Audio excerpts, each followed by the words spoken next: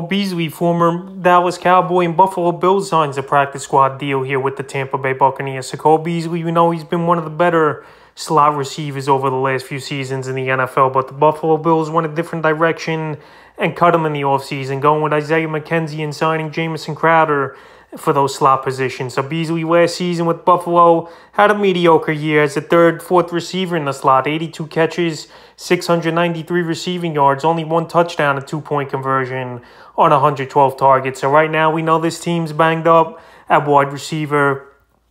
Is this Tampa Bay Buccaneer team. And it seems like every season there's something going on with their wide receivers, with injuries or obviously other off-the-field problems here. So right now, Chris Godwin, he might be out once again this week with the hamstring injury. Julio Jones, he sat out with a knee problem in Sunday's ball game. And Mike Evans, he's going to be suspended in this game here versus the Green Bay Packers. So their top three wide receivers might be on the shelf for this one here, is this Tampa Bay Buccaneer team. And it leaves them only with Rashad Perriman, Russell Gage, Scotty Miller, and Cole Beasley, who I assume will be called up to the main roster here for Sunday's ball game. If all three of those wide receivers are out. So right now, in terms of fantasy football goals, you just got to keep Cole Beasley on the waiver wire. There's too many guys right now on the waiver wire that are still talented and can help fantasy owners this week here in Week 3. Cole Beasley, you got to see how he plays out with this team if he makes the main roster. And you got to see if he's even going to stay with this team. Because say Julio Jones comes back this week and Mike Evans comes back obviously next week off the one-game suspension and Godwin's back by week 4 or 5,